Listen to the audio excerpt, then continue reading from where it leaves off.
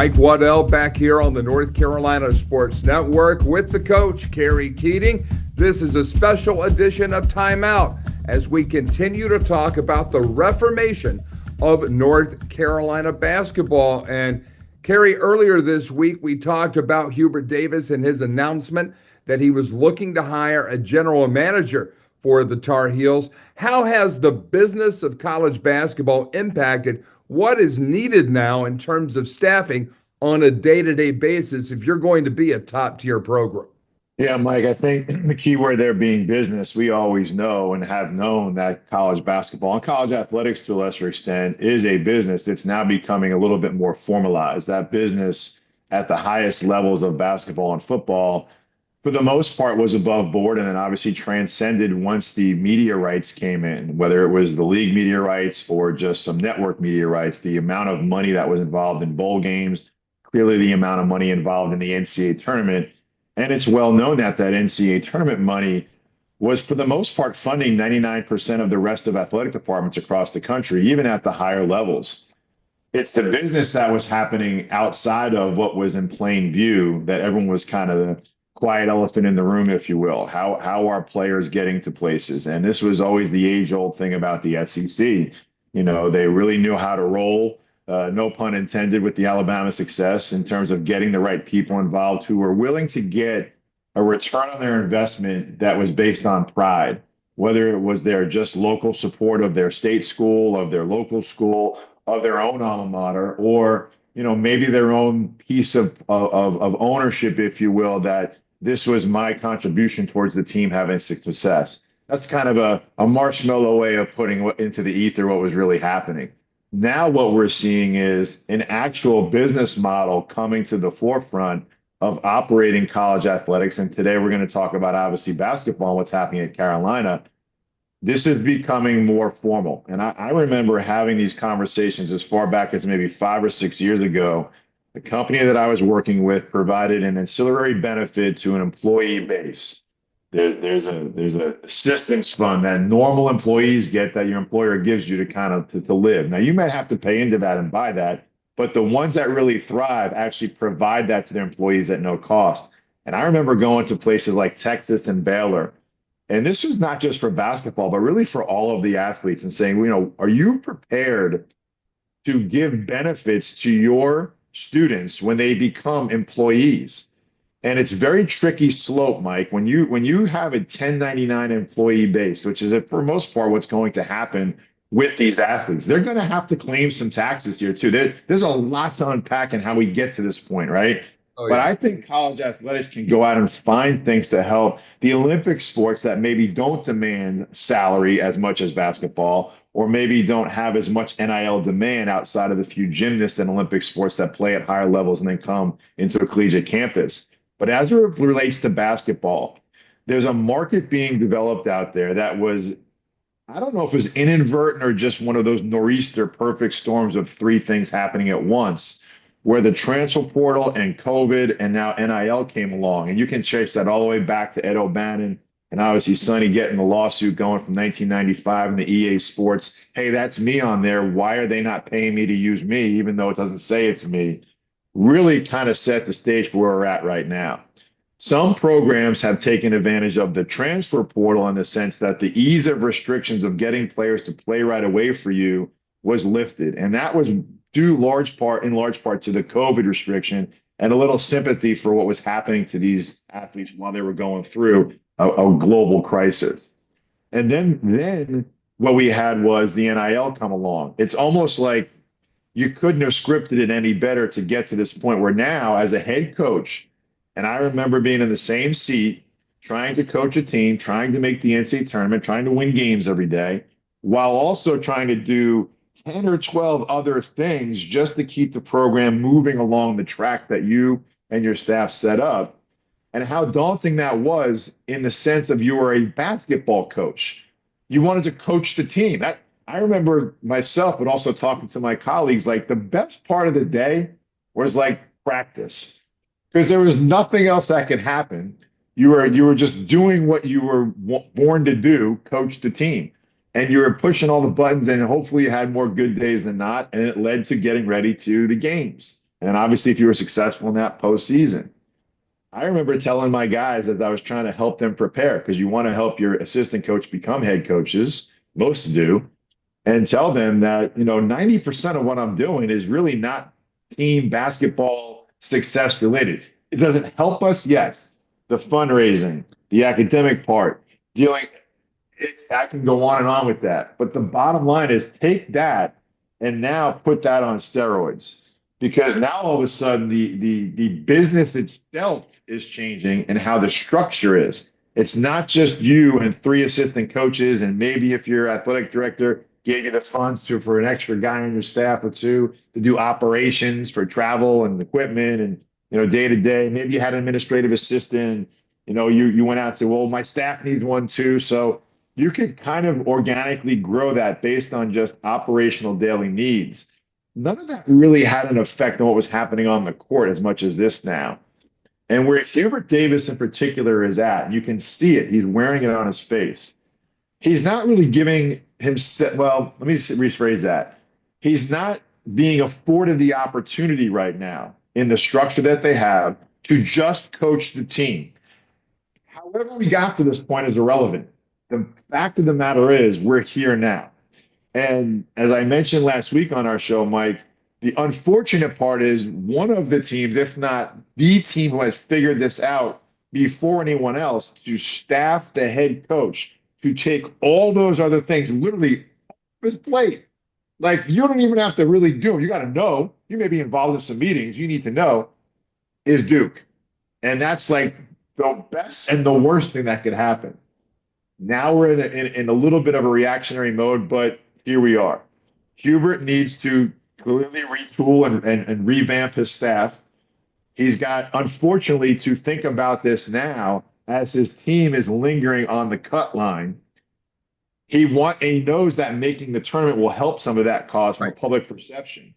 But now he's got to make decisions. Who and how and when can I get people in here to help me do what I know I can do, coach the team? Let's dive into that a little bit deeper, because the position that Hubert Davis specifically talked about was general manager. They have a general manager now with Carolina football. That's Michael Lombardi. He's a longtime NFL executive. Courtney Banger has a general manager for Carolina women's basketball, but that individual is not really the same type of person that we're talking about here for the men's program, because Carolina women's basketball has a former walk-on player that's been out of school for 5 years.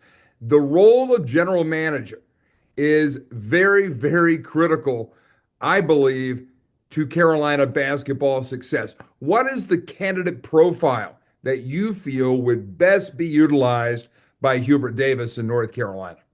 Well, there is some element of one size not fitting all in terms of this GM position. It's an easy title to just tag to somebody. But in this case, and I think in most cases, what has happened as we transition into formalization of business, if you will, and corporate structure and organizational efficiency in college basketball in particular, the GM, it really now becomes your NIL, your fundraising lead. First and foremost, fundraising has always been a part of college athletics. We don't have to go into the importance of that.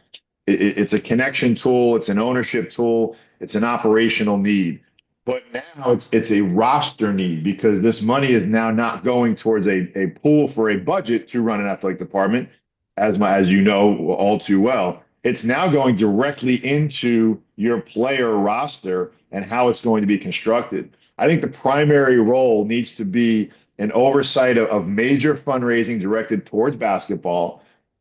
Someone who has relationship building skills, or already has those relationships built in, and someone that has either done it at a high level from managing budget and to a lesser extent a salary cap type budget, because although that's not in place just yet, it's kind of coming down the pike. It would help to get ahead of that. Someone who can strategize that fundraising and develop the fundraising relationships with the boosters, corporate sponsors, alumni donors. And I think one thing about that role too, as I pause on that point, Michael, is our current environment of operating business remotely and digitally, I'm not saying just turn it into a robot and hire someone that's an AI and you plug it in and it's going to, Chat GPT is not going to be your GM. But my point is that there are tools in place and there are generational divides being shrunk that you can efficiently run this with whatever technology you need at a very low operating cost. I think there's things in place for Carolina, given their stature in the state, not just the ACC, but let's start in the state first. In this area, as you know, with Raleigh Durham, with the Research Triangle, technology is readily available here.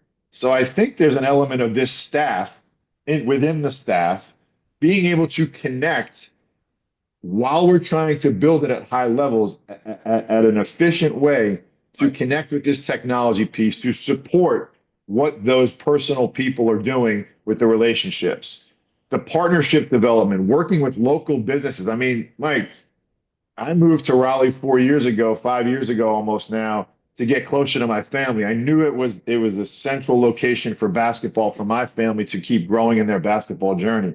I never would have thought the growth that's happening now here in the area would happen at the level where it's now one of the most, if not the most desirable locations for people to move into. Right. Again, byproduct of COVID, affordable living, whatever it may be. Point is, for Carolina, it's an embarrassment of riches that they may not even understand yet. Don't just take what you have where Carolina and say we're good. You have surrounding areas that can support that. I want to go back to something you hit on earlier about fundraising. And a lot of fans hear constantly, we need to raise money for NIL. We need to raise money to redo the Smith Center. We need to raise money, raise money. And the old model of college athletics was basically that football and men's basketball brought in all the money, and all the other sports were funded by those two sports. And I'm wondering when the day and time comes that an athletics director says, hey, men's basketball and football need to keep some of their money to staff this up. Why is it incumbent on men's basketball to constantly go out and bleed the fans, nickel and dime fans, go after, we need money for NIL, we need money for this and that, when they're already bringing in so much more money? At some point, and this is me being an AD, it's time for some of the precious Olympic sports to actually start to put up some of their own money, because the welfare state in college athletics is quickly coming to an end. And as much as you enjoy winning championships and a plethora of Olympic sports, especially in North Carolina, where they have had immense success in women's soccer and field hockey, most recently in women's tennis, also in lacrosse and soccer through the years on the men's side, this is not a sustainable model. And it's also not fair to Hubert Davis, because when he got that job, man, when he got that job, he was taken over from Roy Williams, and things were operating at a real fast pace. Now it's gone to light speed, and Hubert Davis, probably as a first-time head coach, would have the same experience that you had or I had when we were in our lead roles for the first time. Man, I thought when I got to be an AD that I was going to be able to do all the cool things that I had done at Akron and Cincinnati, and trying to be the external guy, the fundraising guy, the branding guy, get out there in front and whip up the folks. And that's not what I did. I spent all my time dealing with legal. I spent all my time dealing with compliance. I spent all my time dealing with campus politics. And there is no doubt that that is some of the same stuff, along with the crush of donors, Kerry, that ran Dean Smith out of the game in 1997. It was never the basketball, it was all the other junk that he had to do. And that's what Hubert is running into right now. And then you go back into this business model, especially on the financial side with the GM. Man, it is not for the faint of heart. It's not for somebody that has not been around and seen things. Would you agree with that? I think that the 64,000 or million or billion-dollar question Right. is, when does, and this has been talked about for decades, and mostly became when I think it was Michigan football was the first program that was profitable. It was years back. Everybody was losing money. Everyone, for the reasons you just stated. to support the masses. And we're all, bleeding blue or bleeding orange or bleeding whatever color our school is, right? And we're all in this together. And that's fine. And the coaches support each other. And I remember even at the lower level when I was in Santa Clara, I spent a lot of time with the Olympic coaches as well, just to try to help them just to see through all the mess. And we weren't fun. We're not a football school, but you support each other as coaches like that. There needs to be a decision, and it's coming. They're all kind of whispering about. All those whispers are getting inherently louder. When do we break off from the NCAA, which is us running us, although not as efficiently as people would think there needs to be, and just go run our own business and league and whatever you want to call it? Now, football is obviously the first one this can happen with because there's more manageable numbers. I mean, the NFL is what, 30 teams right now? So, I mean, even if you took 80, it's manageable. And there's a product there that will be in demand for not just alumni, fans, but corporate media. There's money that's available to sustain that. Basketball becoming the second part. And we're talking about the men's side here. The problem with basketball is it's being strangled by the tournament and the current environment. And it's kind of one of those, chicken or the eggs right now. Well, we can leave and be operationally efficient on all levels and just do what we need to do without restriction, but we will set up business parameters to do that. But now we're going to have our own tournament. Is that enough to bring the traditional way, even though we've gone from 8, 16, 32, 64, now 68 teams? Is that enough to ditch the current March Madness? And that's really, really tough. You're kind of pulling on the heartstrings of March Madness for the purists, right? For the excitement, for the joy. Even though, take out George Mason and the Butlers and the 1989 Seton Hall team, which I know, like the one-offs, 95% of the time you're ending up with the same group of teams in the Final Four. So we're talking about really 2 weeks of excitement and thrill and the what if and the Cinderella just to keep the current model kind of in place. We're starting to do the scales are now starting to tip. And it's going to be very interesting to see when and if someone steps up. Now, I think the current contract for the NCAA tournament from a media standpoint is through at least 2030, if not longer. That money is used for these other sports. Now, I think they can also push that too, Michael, kind of digress a little bit here.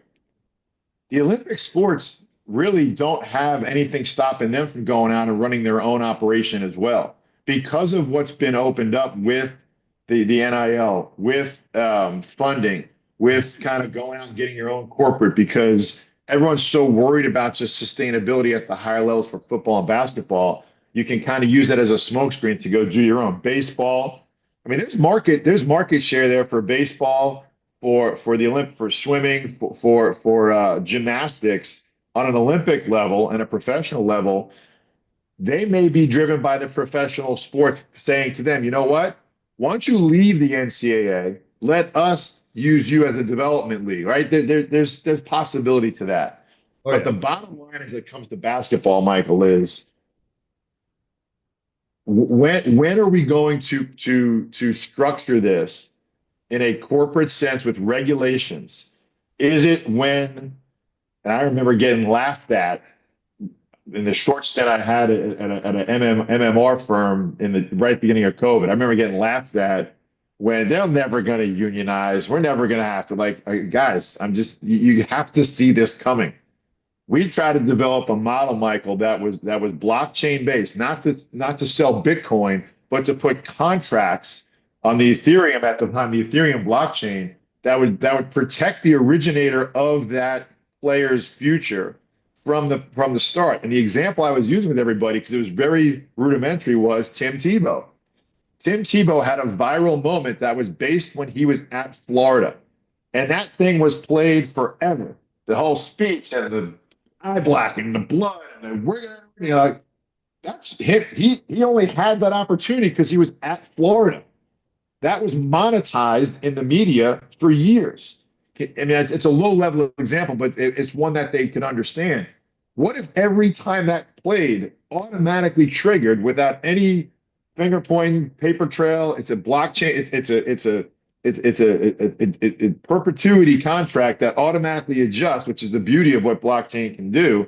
And now Florida's got money coming in, and so does Tebow. Lost opportunity. And I remember, and they say, well, okay, well, here we are now, 5, 6 years later.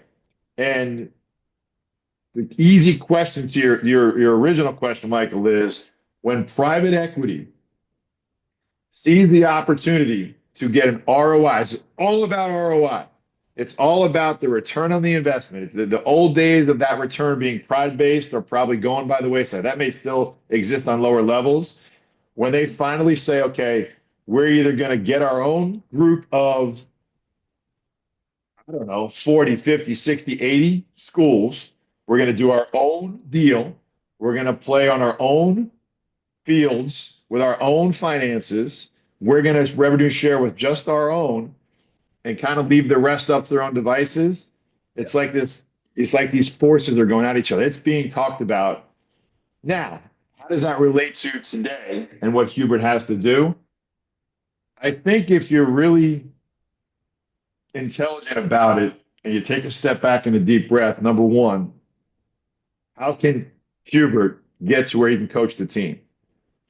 There's an immediacy to this also in the current state of Carolina basketball that if he can start to take some of these things off his plate now and into the future, may relieve and physically relieve the stress of all of those things of what they need to do and what they don't have to pour everything into the fact that he can coach the team. I mean, I don't think anyone was calling into question his ability to coach the team when they went to the Final Four and when they won the ACC. They may have found reasons why it didn't work for the other 2 seasons, and now they're trying to find the reason again for this season, and the reason happens to be my staff is short. Okay. So let's address that now. And I think if you're smart about that, you're also addressing it for where that person or people or group can take you into the future, because you can make these impacts right away and they can have lasting effects that will prepare you for whatever change is about to come, as we just kind of outlined, or even if it stays the same, now you can get even further ahead. Michael Berard, Managing Director Investments with the Founders Group at Stifel, works with a select group of high net worth individuals and institutions to develop and implement investment plans tailored to their specific objectives and risk tolerances. If you are interested in highly personalized, well-researched guidance and outstanding personal service, you can contact Michael at 984-364-2002. That's 984-364-2002. Stifel Nicholas and Company Incorporated, member SIPC and NYSE. This segment brought to you by our great friends at Atlantic Tire and Service, where DG and his family take all of their vehicles for routine maintenance, service needs, and a world-class selection of new tires. Atlantic Tire and Service, your one-stop tire and auto repair provider with highly trained technicians and a sales and support staff that are second to none. They've grown to 6 Triangle area locations, 2 in Raleigh, 2 in Kerry, 1 in Durham, and 1 in Wake Forest. You can learn more online at AtlanticTireOnline.com. Let's go back to what you talked about with the March Madness contract. All tournament games now are broadcast by CBS, TBS, TNT, and True TV under the program name NCAA March Madness. As we know, that contract with Paramount Global and Warner Brothers Discovery goes through 2032 and pays $891 million annually for the broadcast rights. The other things about finance that are going to change or could possibly change in the very short term are, if the Department of Education goes away in DC, so do things called Pell Grants, and that's about $6,000 a year for the most part to most college athletes. So that is going to be a challenge, along with the fact now that scholarships and NIL payments are being talked about being subject to taxation. That is a bill that has just been introduced in Washington as well. So that ought to be a lot of fun. Let's try to follow that and not lose our minds. I guarantee you the people on campus are fretting about that financial impact every single moment of every single day. But Kerry, going back to the bench, when a head coach at a basketball program overall is not meeting expectations, and if North Carolina doesn't make the NCAA tournament this year, that is not meeting expectations. Bottom line, what are the changes that you would anticipate being made to get that train back on track? What are other positions that are mission critical to the Tar Heel Reformation? This is an interesting one, Michael, because having been a coach who was fired and having been working now with an AD who has to have fired people before and hired people, it's never easy, and you always want a reason. Now, you may chuckle at this. I'm sure you've heard this. Coaches, the death knell, what gets you fired? New arenas and new ADs. Every AD wants their own person. Look, my dad was an AD forever. I understand the sentiment behind that. The new arena part is kind of an overarching, like, well, all these changes are coming, new arena, new facilities, let's clean slate and new everything. We're a little different here at Carolina for obvious reasons, right? There's tradition, there's history, there's the dome, there's the rafters, there's past success, including the current coach who's part of that past success as a player. And in recent success, in his own right, even though not every single year, has replicated that to the tune of a Final Four and an ACC championship. It's the roller coaster we're going through, which I think is just a sign of the times of, if you're not getting 10 steps ahead, you're falling almost 10 steps behind, but maybe not quite, but you are falling a little behind. Now, the easy low-hanging fruit for us from the armchair is to say, well, part of that reason is, as we've been talking about, the stress of the weight of all of these hats that Hubert has to wear on top of what we were wearing for the last 20 years anyway is so heavy that he can't get his head above ground to see the players. There may be something to that. We don't really know until we're sitting inside. We don't know that. The other part is the transition that Hubert has taken on from not just Coach Williams' legendary status, but Coach Smith, the whole program's legendary status. That was the other thing too, when you're coming up in the coaching ranks and you're trying to figure out where to go be a head coach, everyone would say, don't ever follow a legend. Don't follow the guy whose name is on the court. Like, the standard is so high that you can never be. What are they going to do? Name the building after? Well, yeah, that's what they did here, right? One guy's name is on the building. The other guy's name is on the court. Now, I don't know. We can do a quick little sleuthing, and maybe the AI can find this quick for us. But certainly next week, I don't know how many places have the double dip, the building and the court. So every day you walk in there, you walk in, I'll tell you, and you practice on Williams Court. Like, come on, like, give the guy a little bit of a break, just from a human standpoint. But let's still operate at the standard that was set. And again, it's the standard that was set and carried forward. Do we have some bumps in the road? Yeah, I mean, they're documented. We know. Did we recover when Coach Williams eventually came home from Kansas? Yeah. Okay. Well, now here we are. And I said this last week. I said, for the person who's in charge, if Hubert is the guy that you strip all that down, can coach the team, he's the coach. And he still is. So you have to think, yes. Now, if Hubert has the authority to go out and say, I need to retool some things in the current environment, which apparently he said last week, I need to go hire some people that understand where I'm coming from. And you brought this up in our chat earlier, Michael. When? Well, now. Right. Now.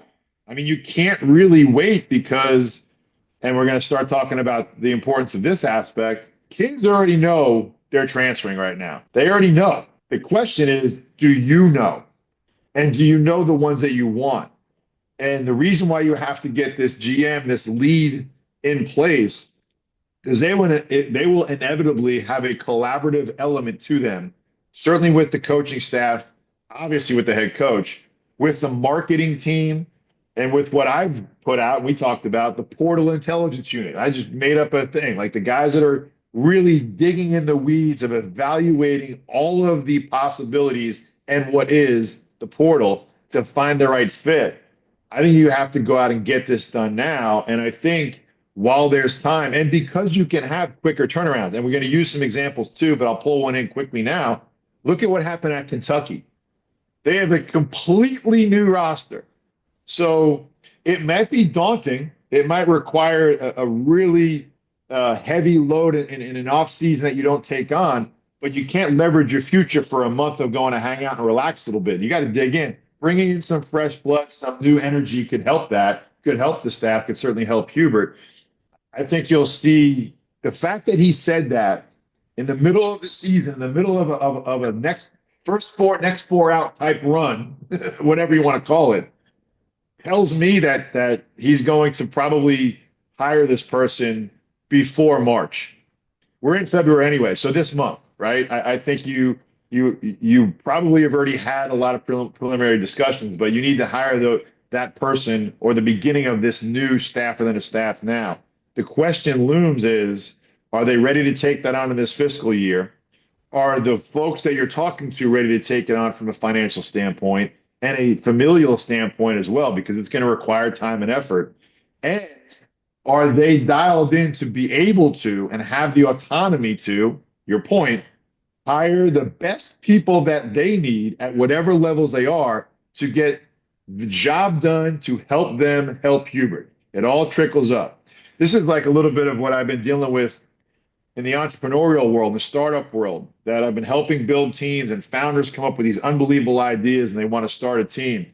Well, inevitably the team grows and growth starts happening and fundraising starts happening and rounds start accumulating, but the founder will not let it go. And he or she wants to do everything. The founder syndrome is real. You can't have founder syndrome here. You have to let stuff go and trust people to do their job for you, for everyone to succeed.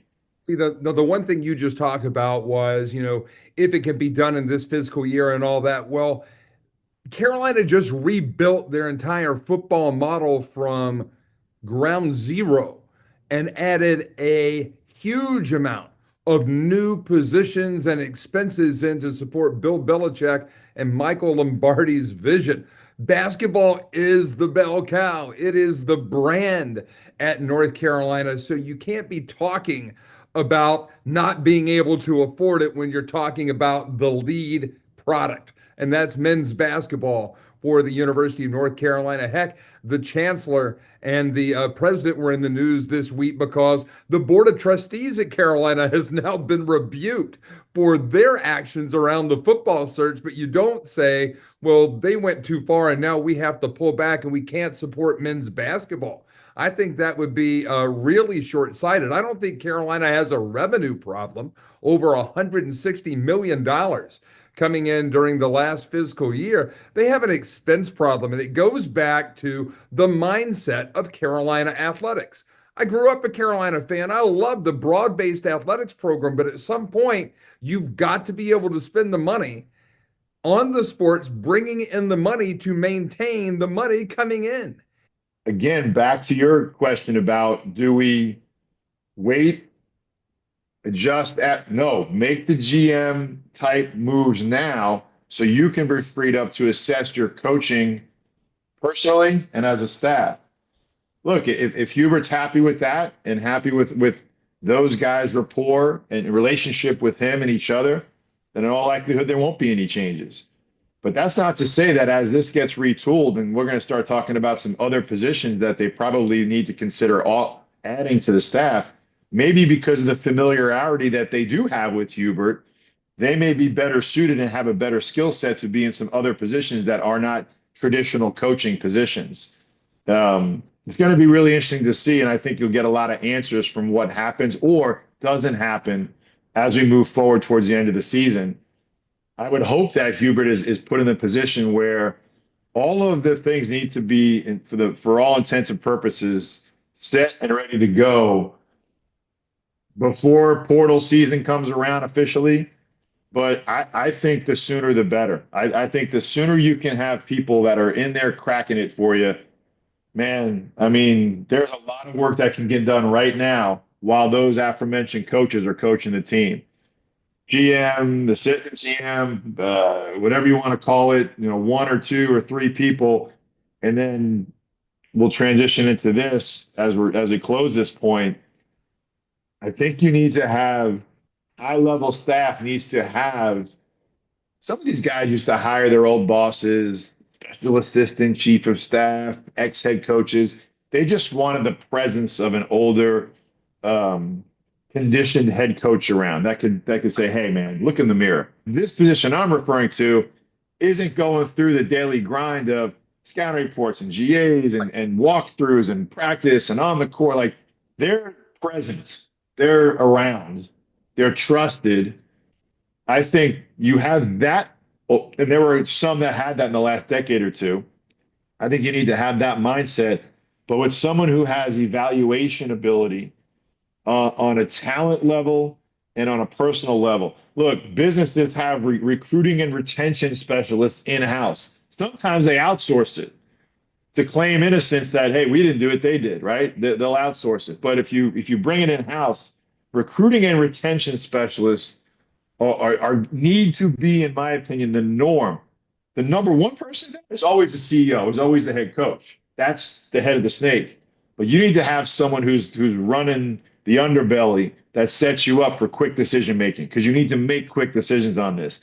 And it can't be quick decisions in the sense what, like, look, I got mid-major guys out there that are not able to hire a full, true staff because they think they need to put more money into their NIL budget. Like they're struggling with this. Like, I don't know if that's the best way. Right. I'm not sure if saving money to pay a kid to come hopefully work out for you, as opposed to investing that money into a person who's going to evaluate those people for you, then you have something more to sell to the person or the entity that's going to provide that money for you to get said player. And then you can work something out to get the ROA back. I think these coaches are just swimming in it right now because there's no regulation. It's have or have not. It's kill or be killed. It's our guy, my guy, Dustin Kearns at App State, whose best player is on Wake Forest roster right now. Second best player, simply because he could get it. And there's no fault, not the kid's fault. It's just how it's been right now. My point is, I think if Carolina can go deeper, take the top obvious ones of getting the experience, maybe it's a Tar Heel or two or three, to kind of take those high level things off Hubert's plate and get it.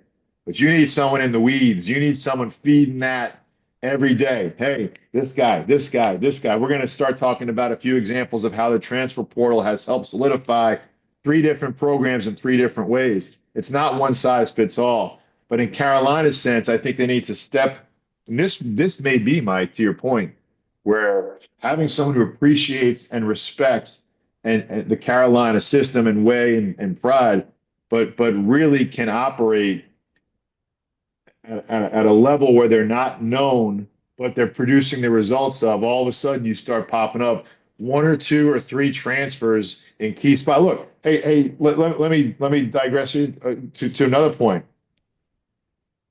Hubert has 3 high school kids signed next year that are pretty darn good. Top 10 class. Right. The old way of recruiting, like he seems to have, and Carolina seems to have kept that intact.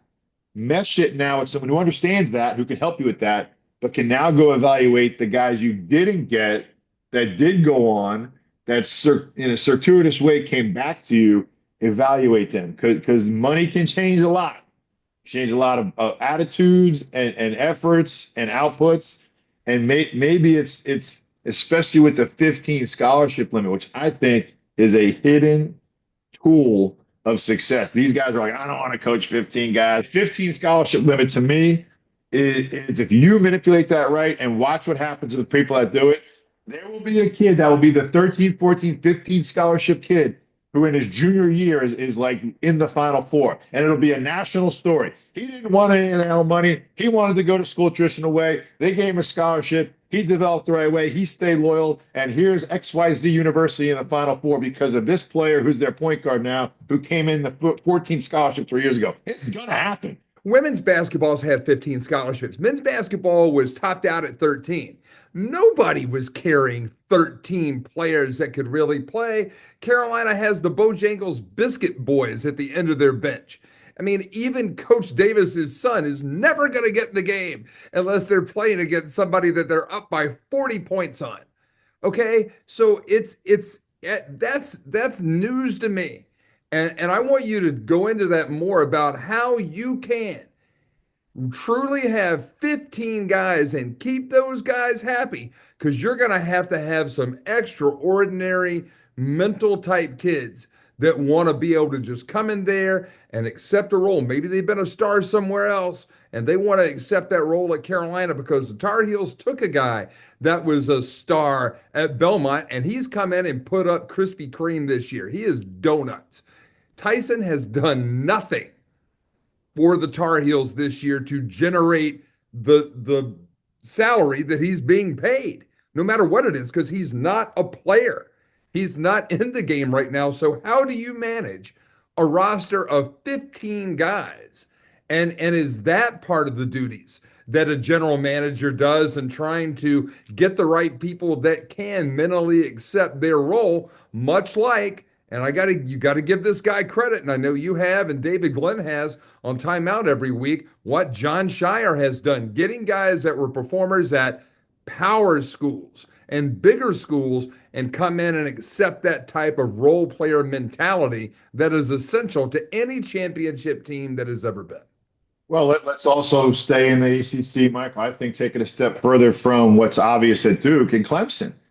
Clemson is led by a guy that's been at Clemson since the start, and Chase Hunter, maybe David Glenn's favorite ACC player this year.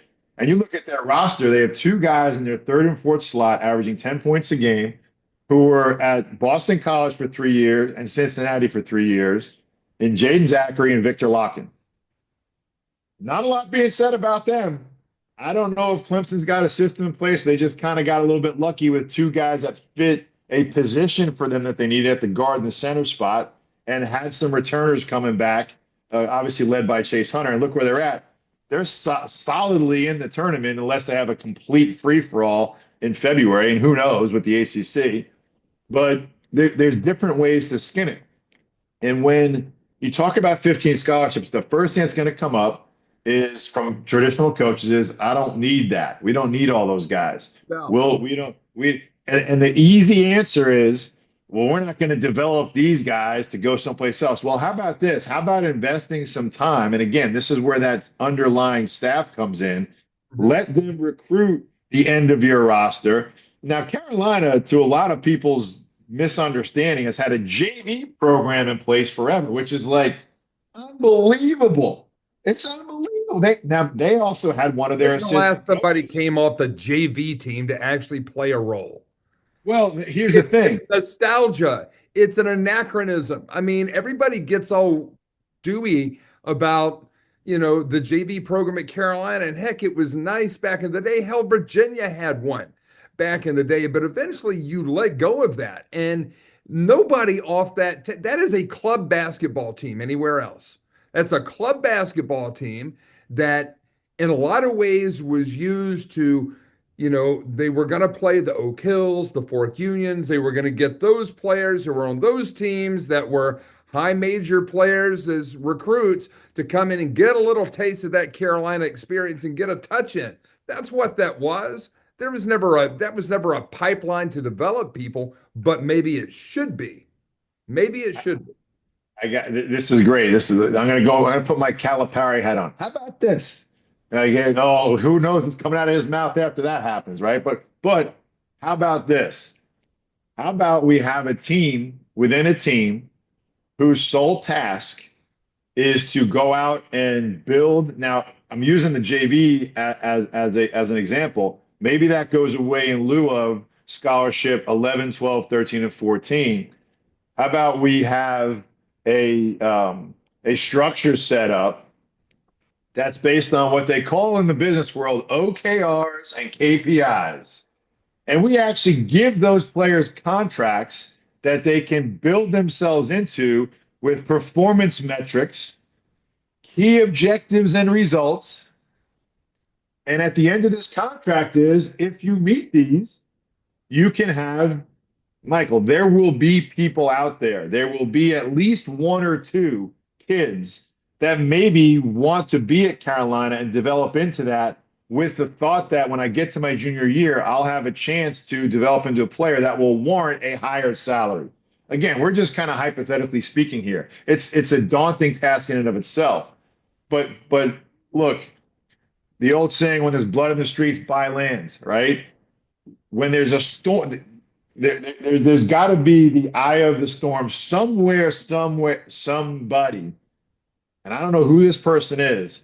Someone is in this position thinking that they're in the eye. It's totally calm in the middle of all this right now. Whether they're in the tournament now, whether they have a 10-year contract, whether they have a relationship with their AD and their boosters, whether there's clear vision, whether there's staff structure, and they're looking at this going like, okay, and we get to do this too. I get to add more people to this to have more of a possibility to protect against any individual failure. Because right now, what it's set up is, well, this kid didn't work out, and now the coaches have the hammer that they never had.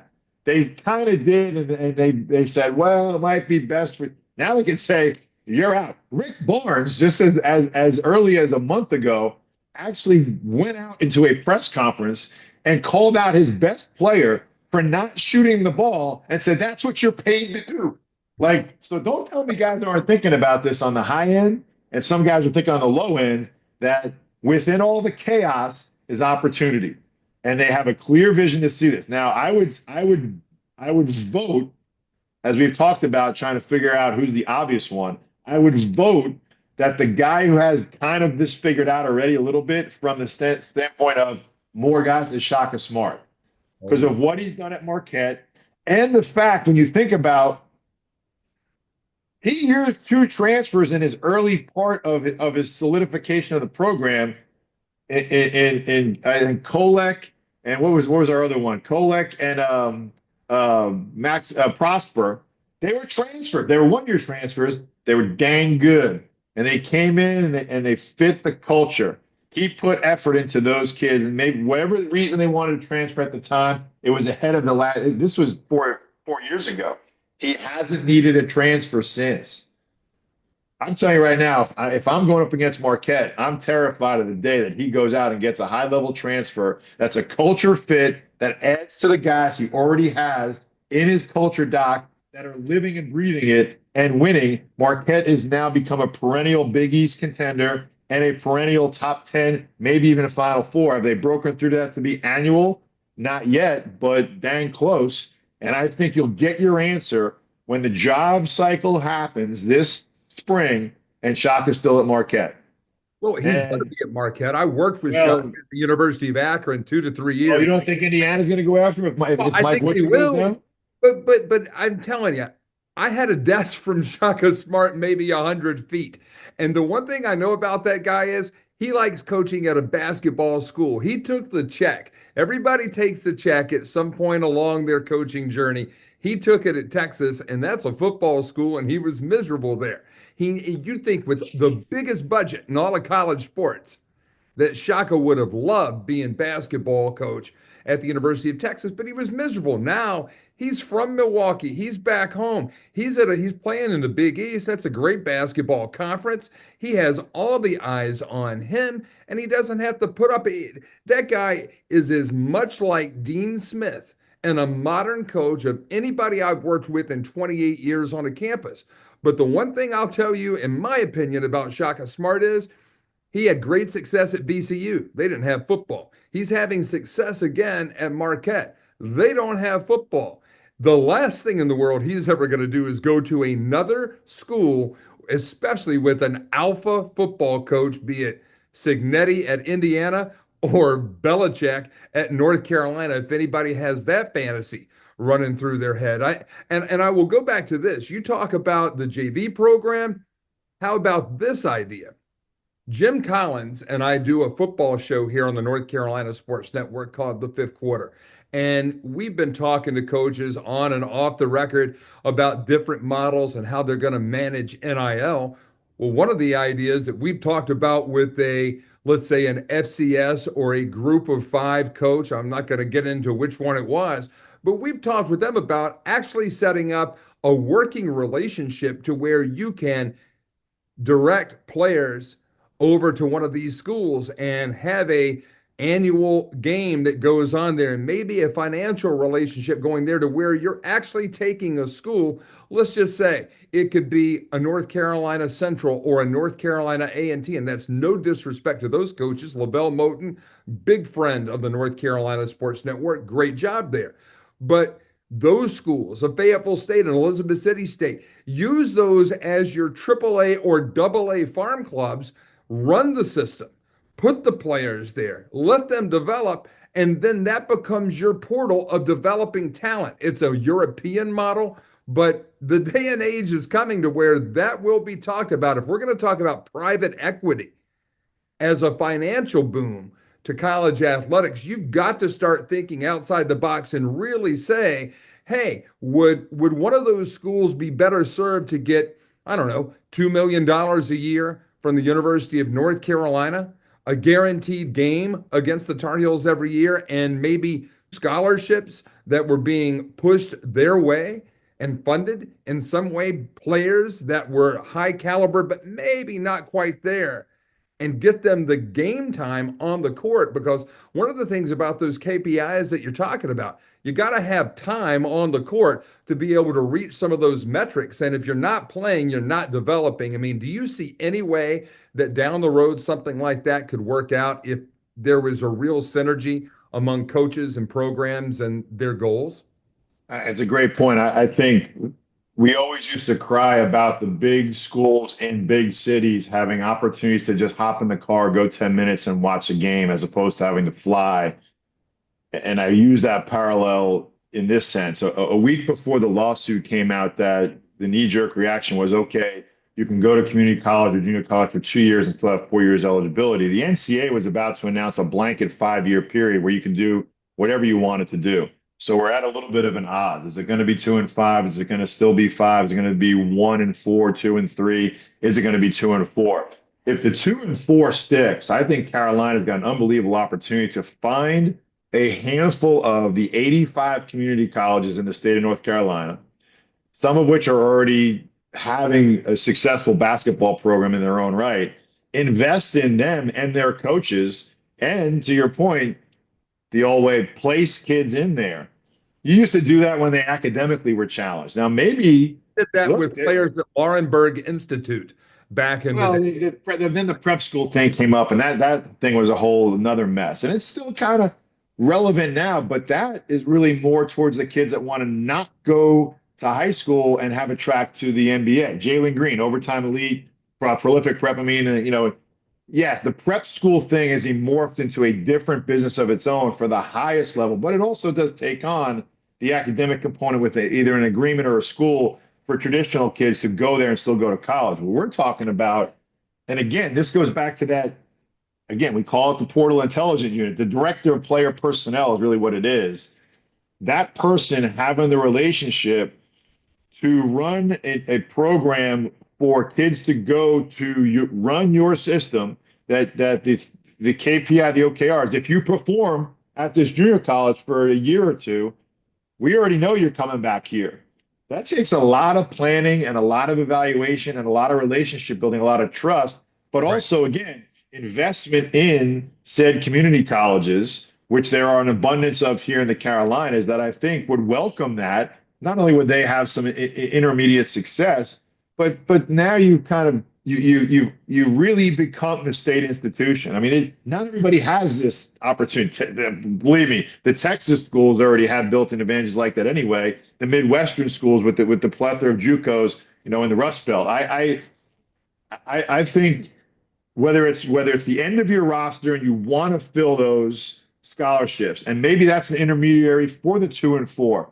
Maybe you're taking the 2, maybe that's a place to park them, that they still have a chance to come back. Now you have a chance to coach them. So you're not taking 4-year risks on 11 or even 5-year risks on 11 through 15, but 1 to 2 year risks. And with the transient ability for you to put them back into the portal and transfer again, there's a management part of that too. That's kind of like the NBA, like the two-way contracts, the 10 days, managing the G League. Like there is a mindset of a traditional general manager at the highest level of the NBA that you can bring into college.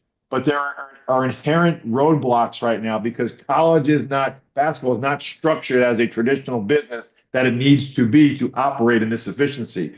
Back to our original point of this whole thing, this is the opportunity that Hubert has to get ahead of it, to maybe salvage this season from a stress standpoint of coaching, but also set the program up for success. And it doesn't matter that Duke already did it for 3 years. Duke's program and those support spots are really kind of not what we're talking about here.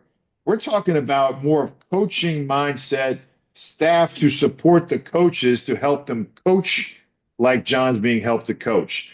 Now you want to put the Duke staff of coaches up against the Carolina staff and have choose one or the other. That's a whole different conversation that's maybe out of our realm right now.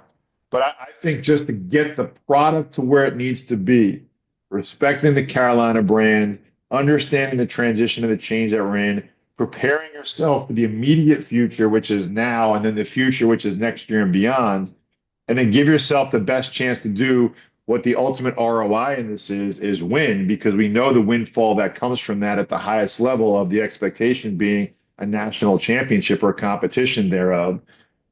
You need to just take a step back and have the trust to put into one or two people to start this process for you so that you can be prepared for the future. All these things we've talked about, relationship building, fundraising, ROI, the opportunity to build a farm system with community college, to manipulate the end of your roster, to have the right coaches in place, to strip down all of the duties for the coaches so they can help you really coach. And that comes down to those traditional 3 coaches, if you will, even though they allow up to 4 or 5 more. You may see some shift in that. The bottom line is to get yourself ready to do what the expectation is at Carolina and always will be and always has been, always will be, is to win.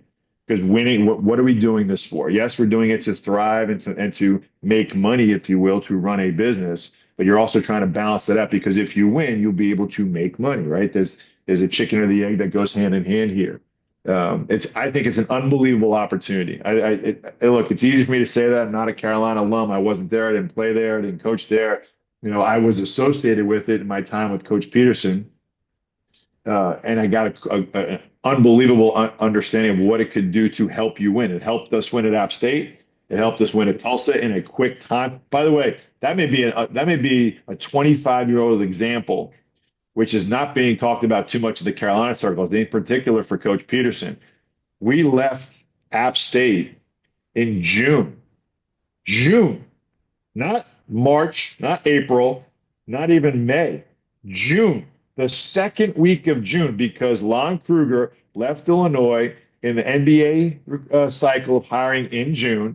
Bill Self, rightfully so, took the Illinois job, left the Tulsa job for the taking. Buzz was the obvious guy at the time and where the cycles were. We went in and took over. We didn't Bill's roster.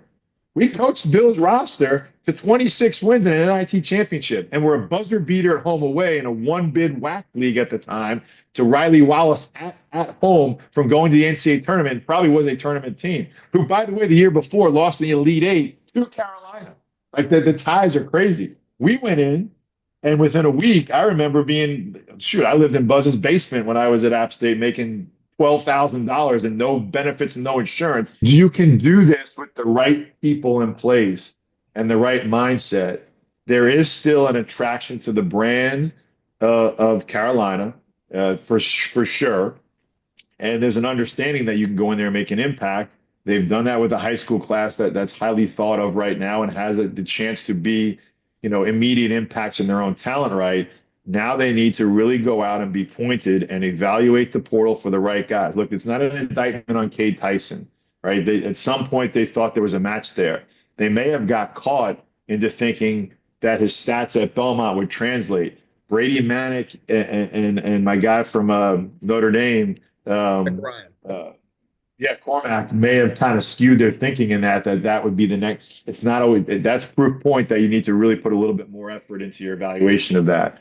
I don't think all hope is lost. I just think we're at the point now where we need to right the ship, get the right people in place. You talked about, does that mean we have to shift our coaching staff? I don't know. That's up to Hubert. What I'm talking about is really getting out and evaluating the opportunity to add to your roster immediately that coaches have long sought after for years, but not having to sit out and being able to play, enter into some sort of free agency, move guys on that aren't working out without any repercussions to your own job. Mike, I remember having the threat from my AD that I wasn't allowed to have any transfers on my roster or he'd take a year off our contract.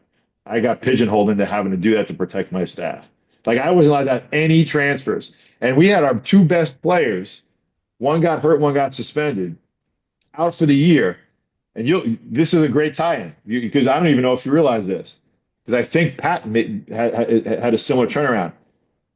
We went 0-18 in the West Coast Conference. We won 8 games on the season. The next year we won 26. And you know how many kids transferred? 0. Right. None of them, because our relationships were intact and we knew what was coming. We had a plan. We had the biggest single season turnaround in NCAA history, which I think Pat had 18 of at Townsend. You improved on what we did. We went from 1 win at Towson to 18, had a 41-game losing streak that, we combined between Pat Kennedy, who I let go at the end of my first year as the AD, and Pat Scarry, who took over. But Pat Scarry's still there, and his team's atop the CAA 14 years later. And I still be atop the West Coast Conference if I stayed 14 years. Yeah. But it can be done. It can be done. I am a better person and a more effective business owner for having known and learned from Emily Parks over many years now. Emily's company, Organize for Success, helps multi-passionate business owners and executives bring harmony to all the layers of their lives, from work to side projects, from friends and family to hobbies, community, and beyond. With Emily's help, you too can make every minute matter. She helps you determine what earns your time and how to efficiently accomplish what matters. One of the many things I love about Emily is that she does not impose her will on her clients. She listens to them. That way she can better help them cultivate the lives they want to live. You can set up a complimentary call with Emily today by visiting organizeforsuccess.com. In sports, we talk a lot about impact players who make a positive difference. When it comes to our state's economy, the North Carolina pork industry is a true MVP. Each year, the pork industry plays an important role in supporting rural communities across our state. It contributes more than $10 billion a year to the North Carolina economy and supports more than 44,000 jobs. Learn more about their positive impact at ncpork.org. The North Carolina Pork Council, the foundational partner of the North Carolina Sports Network. Kerry, Keating, myself, Mike Waddell, and following this weekend's home game against Pitt, the Tar Heels return to ACC action on the road Monday at Clemson in what could be one of only 2 Quad 1 regular seasons games left. The next one being, of course, the regular season finale in Chapel Hill against Duke. And then next weekend, they visit Syracuse, and then a pair of home games for the Tar Heels against NC State on Wednesday, and then the following weekend against Virginia. In other words, Coach Keating, this is the heat of the ACC stretch run and critical games for Carolina to get on a roll and perhaps squeeze in to the NCAA tournament. Hubert Davis, again, on Monday night says, we need to do something different. The old ways aren't working. We have to bring people in. So he's thinking about that. He's thinking about all of those games coming up. He's thinking about what players he's going to keep, what players he's going to send on their way. And you can't have but so many project guys that you got to develop on the roster. At some point, you need some dudes. It seems like, and you've talked about it several times, that I want you to come back to it one final time here as we close out this edition. The shot clock's on you, Coach. The time is now to get somebody in to try to make something happen out of the portal, because if you wait until March, it's over. It's over. You might be able to throw money and get a few guys, but relationships are still a big part of this, and you need to have somebody in there. So what is the model of a general manager for North Carolina basketball that is going to work? What is the profile of that candidate, and when does that candidate need to be hired? Well, I go back, regardless of who it is or who they are, it needs to be now because there needs to be structure at the top to organize the entire staff within the staff. The low-hanging fruit for Carolina is to go find someone or two in the portal that can be successful in the front court. Out of the three kids that they signed, they're two guards and Derek Dixon and Isaiah Dennis. Caleb Wilson has some front court ability, but we're talking about true big guys that Carolina really needs. Now, whether, the current roster stays intact, but who stays and who goes is a whole nother part. You need to have retention first. I mean, for all as much maligned as the roster may be now, Michael, I think that they need to know what the inherent value is of their current roster. Who do you retain first? There needs to be an assessment of that general manager of the current roster right now. It needs to assess what that means from in terms of what they expect from a financial standpoint. What is the market bearing for potential transfers? If you could do a quick, again, this is a year long, if not years long effort in that intelligence unit. If you have the ability to have someone come in and help you assess the landscape right now without worrying about results and who's playing, go out and statistically make that first analysis, but then maybe go in and be able to find some way that can assess the personality. Look, this is completely random, Michael. I was playing golf the other day with a Carolina alum, totally random, didn't even know it, started chatting about it. Everyone wants to talk about it all the time. Hubert this, Hubert that, the whole deal. And then the topic of Cade Tyson came up. And this guy was honest. He said, look, he's a 40-something-year-old Carolina alum. He said, look, I'm not a basketball guy. I'm an executive leadership business guy. I don't know. But I can tell you right now, from the first interview that I saw this kid talk, I could tell you it wasn't going to work out.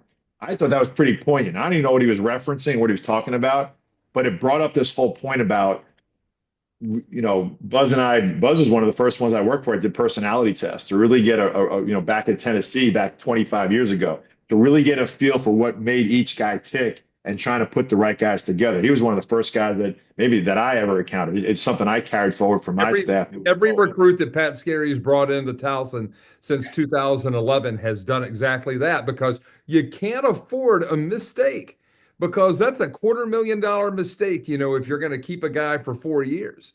And Well, you just dug yourself a hole that's almost unrecoverable if you're at that, especially if you're at that mid-major level, as you know. And you just answered the question really with that. You can't, you in these last 4 years, you've reduced your margin of error, so to speak, that you really can't afford to make a mistake. But I still want to widen that margin with my optimistic thought process that with the right people and plan in place and the ability to make a quick turn, that if you are really solid at the top in the assessment of your roster, of your cap, if you will, of who's coming and who's going, how Caleb and Isaiah and Derek really fit in. Can you make quick evaluation? And you can, because they're still playing in high school. You can go see them, right? You can keep evaluating them for their value.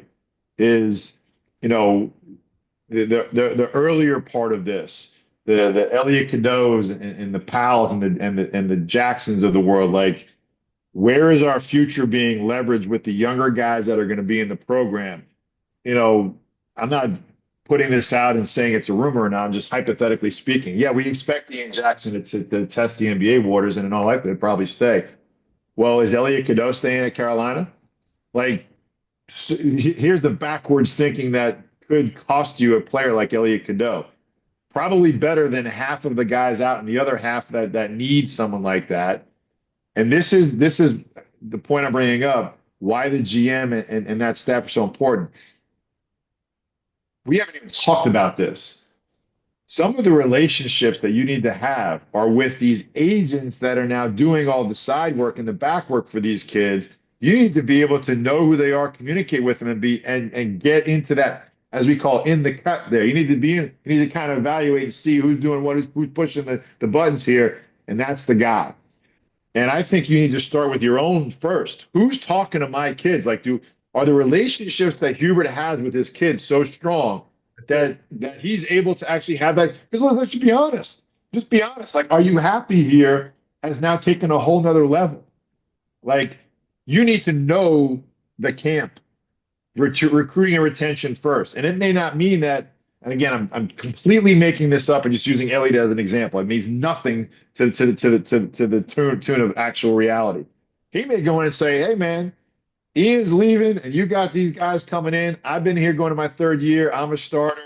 You know, is he realistic in like, is he going to drive the KPI higher to say my value is now more based on the fact of what you don't have, because what you do have, and if you don't value me, I'm going to go like this. This is what I'm telling you. This is That's why real. Hubert's mind is blowing up. So I'm answering your question with hypothetical, but this is what the GM staff needs to do. They need to assess that and have some really hard pointed questions internally first, while someone else for them is working on what's going to be available and looking out there for what could be available, and maybe some targets that if they do come available, that's the guy we need to have. What does the market bear, or is it even a market bearing question? Is it a Hunter Dickinson that can get $1 million at Kansas because he's Hunter Dickinson? Or I don't even know who that guy is. Maybe this would be a great exercise for us to come up with a hypothetical roster of potential transfers in the next 2 weeks for Carolina, because they do need front court help.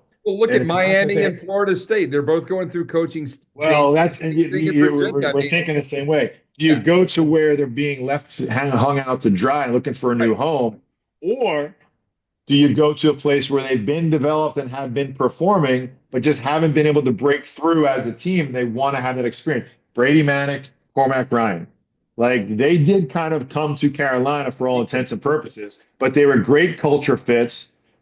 They're, I think if 10 years from now, you ask any Carolina alum, where did Brady Manick go to school? Carolina.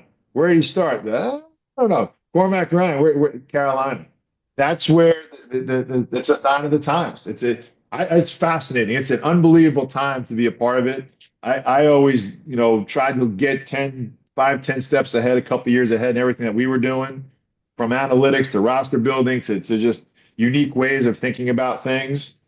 It so happened I had a great opportunity in Silicon Valley to develop some low-level relationships to keep us afloat with our $300,000 budget that we had to try to operate the team.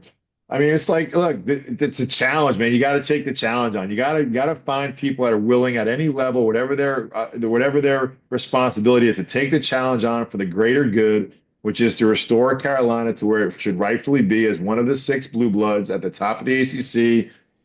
Battling down the 15-501 with their opponent down in the darker blue, and then, putting it on the rest of the ACC and setting the standard for how ACC and NCAA basketball should be operating. The problem is other schools are doing that now. We talked about Marquette, what Kentucky's doing, what Alabama's doing. Like, there are people. So, and the easy answer for the radio talk show radio, now the internet sleuths are, well, let's just go hire Shaka. Let's just go hire Mark Pope. Let's just go hire. It's not that easy, and those guys already have something where now those guys they'll turn down Carolina. Where in the past they're like, heck no, I'm going to Carolina. There's only like 3 places you wouldn't go if you're in Kansas, UCLA, Duke, like everywhere else. Like, yeah, I'm going to Carolina. There's a lot of pressure that comes at Carolina, and that's where it takes a very confident veteran guy right now to come in and help as a general manager and lift up Hubert Davis. I mean, and that's the one thing I think that you and I both believe. I don't think you do. I certainly do not believe there's going to be any type of change with Hubert Davis unless Hubert Davis wants to change in terms of his own status. I don't think they're going to come after him. I think this is a program that has all the potential that it's always had, but it has to go through a reformation. And Kerry Keating, we have certainly given people a lot of food to chew on here on Super Bowl weekend to talk about Carolina in and around their game today against Pitt, and of course, getting ready for the Monday night game at Clemson. I appreciate you taking the time out to join us here, as always, and we'll see you again along with the scribe, David Glenn, our fearless leader, coming up on another edition of Time Out later on this week. Thank you, brother. Thanks, Michael.